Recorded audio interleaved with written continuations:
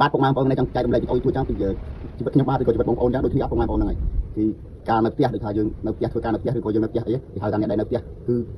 ហត់ពុកម៉ែបងប្អូនមែនអ្នកដែលទៅធ្វើការមួយគឺស្រួលអ្នកដែលធ្វើការឧទាហរណ៍អ្នកទៅធ្វើការសំណង់អ្នកធ្វើការរោងចក្រឬក៏អ្នកធ្វើការផ្សេងៗពីគេធ្វើការតែខែដល់ខែបែបលុយប្រពន្ធបែបលុយប្តីចឹងណាអ្នកដែលនៅផ្ទះគឺហត់ខ្លាំងណាស់ពុកម៉ែបងប្អូននិយាយមែនមិនថាខ្ញុំមិនថាពុកម៉ែបងប្អូនដែលនៅផ្ទះគឺការងាររកលុយចំពុកពុកម៉ែបងប្អូនហើយខ្ញុំនិយាយថារកលុយចំពុកខ្ញុំក៏ធ្លាប់ធ្វើការឲ្យរកលុយប្រពន្ធមួយខែខ្ញុំនឹងឲ្យប្រពន្ធពី300 400 ចឹងណាតែតាមពិតការចំណាយរបស់អ្នកនៅផ្ទះគឺចំណាយច្រើនពុកម៉ែបងប្អូនមែនតើយើងនៅខ្លួនឯងចឹងមិនយើងដឹងថាដូចខ្ញុំអាចខ្ញុំនៅធ្វើការផ្ទះខ្លួនឯងប្រពន្ធគាត់ធ្វើការចឹងគឺជប់បងប្អូនដូចខ្ញុំអត់ខ្ញុំទៅរៀនទឹកភ្លើងអំបិលស្ករប៊ីចេងប្រហុក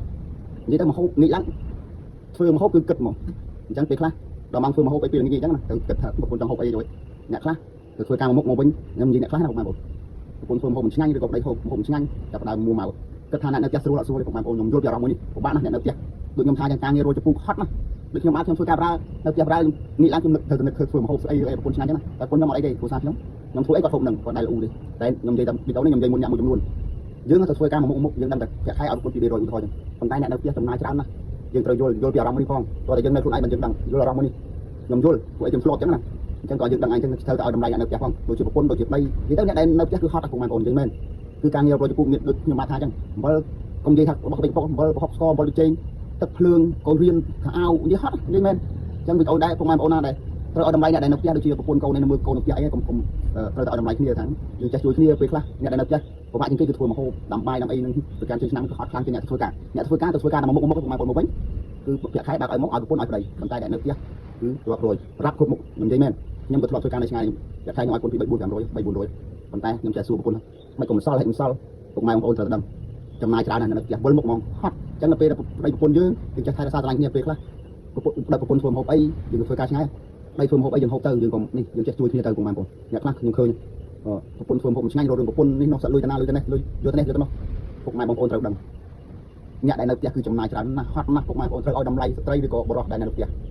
ហត់ណាស់ពុកម៉ែបងប្អូនខ្ញុំនិយាយមែនការងារយើងទៅធ្វើការងារយើងទៅធ្វើតែមុខយើងទៅធ្វើឧទាហរណ៍យើងធ្វើដំណឹងយើងធ្វើរោងចក្រអ្នកដែលធ្វើការងារផ្សេងការងារផ្សេងប៉ុន្តែអ្នកដែលនៅផ្ទះគឺរ៉ាក់ទាំងអស់ហើយមិនខ្ញុំនិយាយថារ៉ាក់ពុកម៉ែបងប្អូនគិតទៅពុកម៉ែបងប្អូនគិតមើលខ្លួនឯងទៅ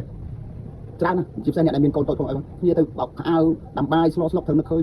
នេះធ្វើអីទៅនេះលេខខ្វះអំបិលស្គមចេញហើយក៏មើលងាយរបស់តូចតាចនឹងគឺលុយរហូតពុកម៉ែបងប្អូនអញ្ចឹងវីដេអូដែរខ្ញុំសូមសារចែករំលែកជួយនេះជាជីវិតរបស់ខ្ញុំឯងពេលប្រពន្ធធ្វើអីមិនឆ្ងាញ់យើងទៅធ្វើការមកវិញយើងហូបទៅសុភមង្គលស៊ីសំលើយើងនឹងយើងចេះហូបទៅពុកម៉ែបងប្អូនកុំគ្នាធ្វើមហូបនេះមិនស៊ីកើតអីកើតអញ្ចឹងណាកុំគឺពិបាកណាស់នៅផ្ទះអញ្ចឹងវីដេអូដែរសូមចែករំលែកជួយបងប្អូនគិតថាដូចខ្ញុំបងប្អូនជួយស្យាមអ្នកមួយទៅខ្ញុំគិតថាសម័យអញ្ចឹងមែនអ្នកខ្លះអត់ឲ្យតម្លៃអ្នកដែលនៅផ្ទះទេគឺអ្នកនៅផ្ទះហត់ហើយយើងទៅធ្វើការដល់មុខដល់ខែដល់ឲ្យប្រពន្ធអត់ក្រន់ទេណាខ្ញុំនិយាយមែនអត់ក្រន់ទេតែខែ3 400អត់ក្រន់ទេណាបើសិនជាអ្នកជាធនាគារជាអីអត់ក្រន់មែនខ្ញុំនិយាយមែនអញ្ចឹងកុំគិតថាអ្នកនៅផ្ទះស្រួលអត់ស្រួលទេហត់ណាការងាររយពុកនេះខ្ញុំផងខ្ញុំធ្វើការផងនេះឡើងខ្ញុំត្រូវគិតដាំបាយដាំទឹកធ្វើម្ហូបអីប្រពន្ធទៅប្រពន្ធហូបប្រពន្ធខ្ញុំមិនចេះគ្រួសារខ្ញុំធ្វើអីហូបហ្នឹងប៉ុន្តែនេះជាសារចែករំលែកជួយថាបងប្អូនត្រូវតែចេះស្រឡាញ់គ្នាបងប្អូនត្រូវតែឲ្យតម្លៃអ្នកដែលនៅជុំវិញខ្លួនយើងជាពិសេសគ្រួសារយើងមកហត់ណាស់អ្នកដែលនៅផ្ទះអញ្ចឹងបងប្អូនកុំគិតតែអ្នកផ្សេងអ្នកនៅផ្ទះអត់មានតម្លៃ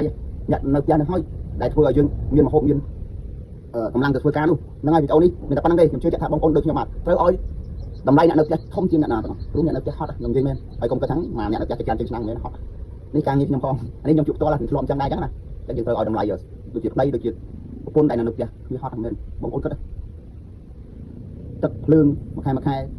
អំបិលហុកស្ករប៊ីចេងនិយាយទៅគ្រប់មុខអាប់កូនទៅអញ្ចឹងទៅ